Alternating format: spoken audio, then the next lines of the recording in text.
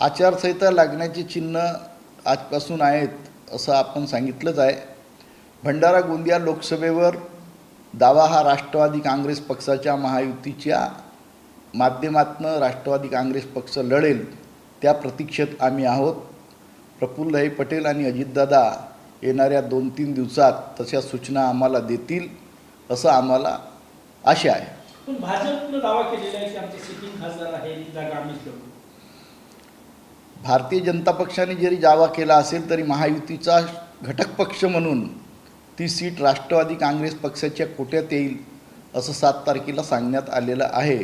त्यामुळे आमचा उमेदवार त्या ठिकाणी लढेल. तयारी सुरू आहे, भाजप आणि याच्यात रस्सीखेच सुरू आहे भंडारा गोंदियावर. तशी तयारी आमची सुद्धा गावागावात बूथ कमिटीच्या माध्यमातून चालू आहे आणि आमच्या पक्षाची सुद्धा तयारी येणाऱ्या लोकसभेत भंडारा गोंदिया सीटवर आहे. काय तुम्ही अजूनही पालकत्वाची वाट पाहताय? 95,000पेक्षा अधिकच्या कुटुंबाचे आयुष्य आनंदाने भरले आहे. आजच कॉल करा आणि मिळवा फर्टिलिटी ट्रीटमेंटवर सूट आणि सर्वांना द्या आनंदाची बातमी. परिणय फुके यांना उमेदवारी मिळण्याची शक्यता आहे भाजपकडून.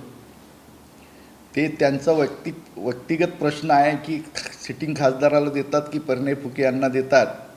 परंतु राष्ट्रवादी काँग्रेस पक्षाच्या माध्यमातून 3 उमेदवार त्या ठिकाणी संभाव्य उमेदवार म्हणून एकदम आमचे नेते प्रफुल्ल पटेल साहेब लढू शकतात.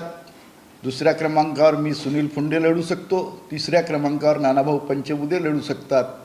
असं त्या ठिकाणी चित्र स्पष्ट झालेलं आहे.